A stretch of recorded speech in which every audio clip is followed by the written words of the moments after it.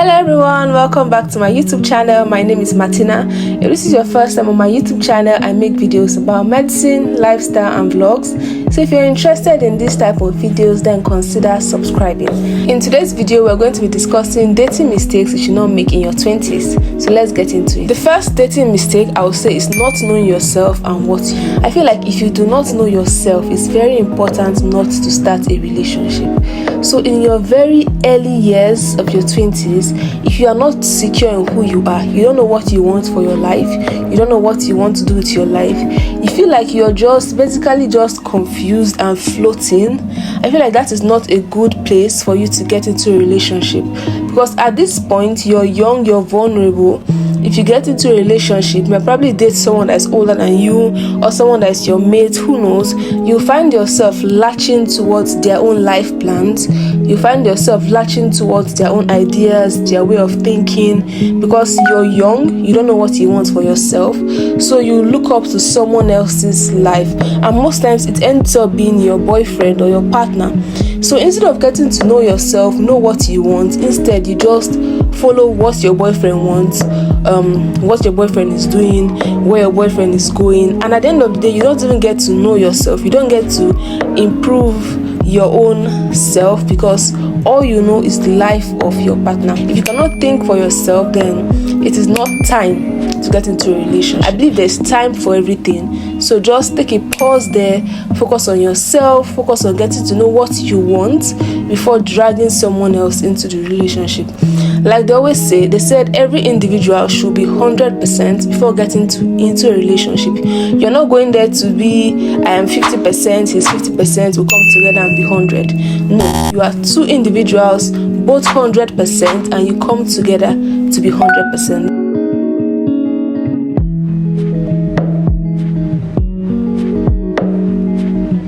The second mistake I will talk about is making passion and chemistry the whole basis of your relationship. Basically, just vibes. Oh, I like him, he likes me, so let's date. That is not enough. What are your values? What are his values? Do they align? Do you guys want the same things in life? Do you serve the same God? Do you have the same lifestyle? Do you guys have the same understanding about how people should live? These are things that you have to think about, and if it is different, it's very important that that relationship does not happen, because there's going to be serious conflict if you guys have different ideologies about life. It's not just about I like him and he likes me, so let's date. So being young, you tend to have this feeling of, oh, we're just young, so let's do whatever we want. I don't support that motive. I don't support the motive of, oh, let's just have fun. But if that's what you want, then fine. But I really feel like if you want to get into a serious relationship, then you must know the values of the person, and you don't just go into a relationship based on just your passion. We feel hot for each other, we have good chemistry. I feel like, that can just blow up in your face. I don't believe in this ideology that opposites attract. I feel like it's very important for you and your partner to be compatible, to be similar, to be alike, to like the same things. I'm going to give you a simple example from my own life. So I had a relationship whereby my partner was a night person and I a morning person. So when I wake up in the morning, he's going to sleep, literally, and that's how we're dating. As I'm waking up, starting my day, he has been awake all night working, and his own day has been going on, and he's going to sleep. So there's no communication, where there's no interaction, we're not really going out or doing anything together because our lifestyles were clashing. This is a typical example of opposites attract. How is that relationship going to work when we are like opposite of each other?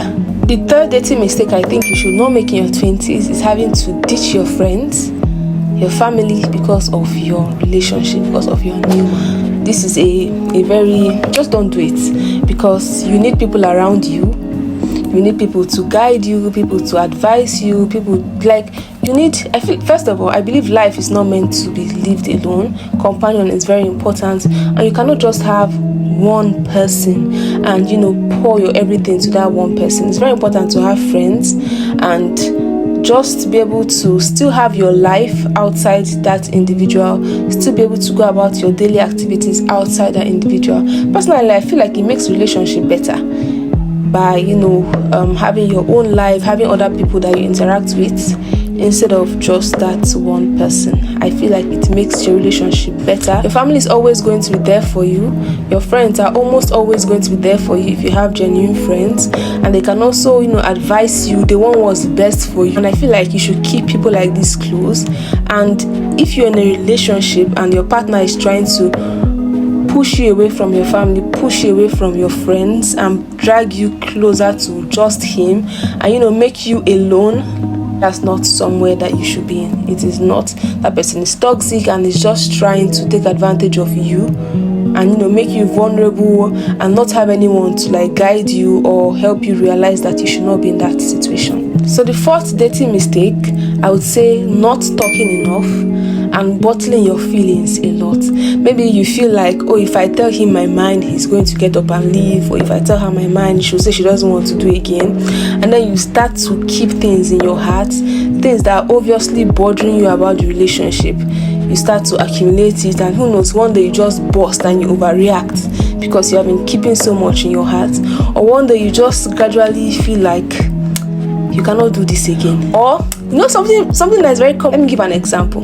So as a man, you have been bottling so much that your woman is doing to you, like you're keeping it to yourself, she's frustrating you, you're not saying anything.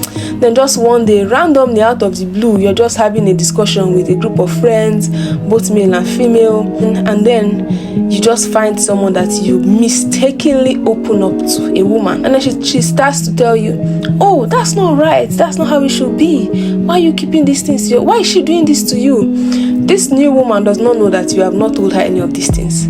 She just, goes and is like, oh, your partner is a terrible person. Oh my God, why is she doing all these things to you? A good woman will not do this to you. First of all, there's no communication. You are not communicating with your partner. She doesn't know she's making you angry. You now go and you start opening up to someone else and start creating an opportunity and a hole for you to be able to break the trust in your relationship. It's very common for people not to talk in their relationships, and I feel like it's something that should be avoided. You should talk as much as you can, ask as much questions as you can. If something is bothering you in your relationship, be able to speak up to your partner and say, okay, this is what is bothering me, okay, I have problems with this. Just talk, basically talk and talk and talk, especially during the dating stage. This is the period where you get to know each other, so just talk and exhaust yourself in talking and communication. Number 5 is not making that big career or life-changing decision because of your partner.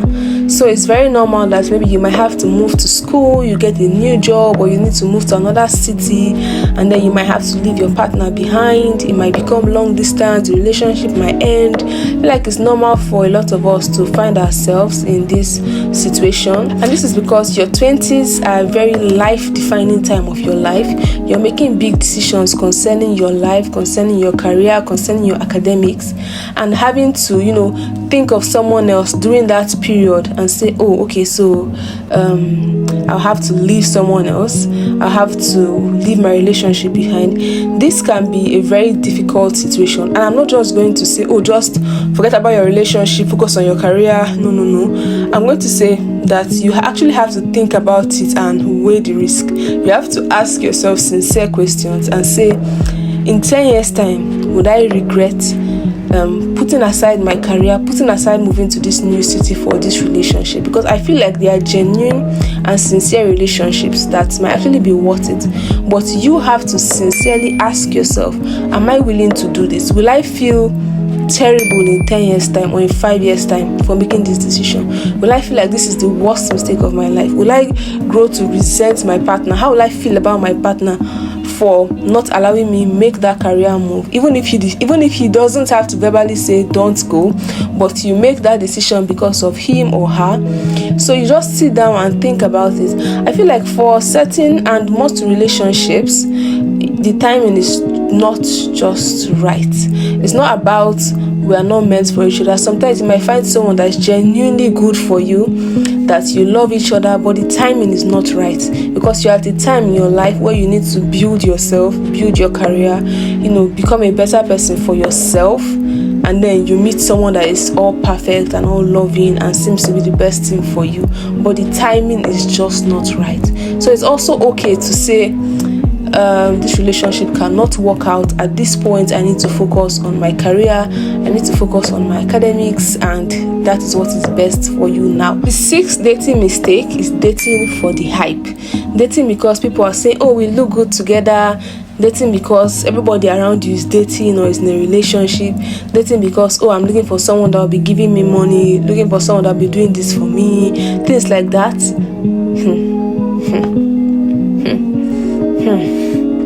Don't do it. You're just going to end up heartbroken. You're going to break your own heart. You're going to serve yourself breakfast, because don't do it. If you want to get into a relationship, get into a genuine, sincere relationship because you are ready for it, not because anyone is telling you to get into it, not because it feels like everyone around you is getting into it.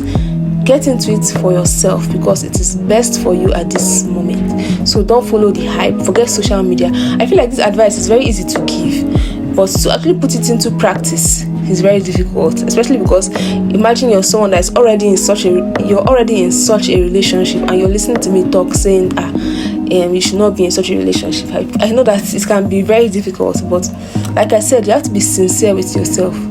What do I want? Am I okay with what I'm doing? Will I regret this? But if you are not, just avoid it. Be with someone that you genuinely want to be with, not because anyone is pressuring you into being in that relationship.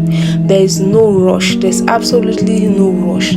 Take your time. Men know they finish. There are men everywhere. When you are ready, you find the right person. One thing I've come to believe is that no matter what, there's a right person for you. There's someone somewhere that will fit all your criteria, that will fit your standards, both the standards that you are aware of and the one that you are not aware of. But most importantly, the important ones. That person is out there. The seventh dating mistake is you need to know when to leave. And I'm saying this in two aspects. You need to know when it's the right time to leave and when it's actually time for you to stay and work on things. It's not that maybe you have a small misunderstanding with your partner, you pack your bags, you go, you say you're not doing again, or there's a little quarrel, you're not doing again, you are leaving.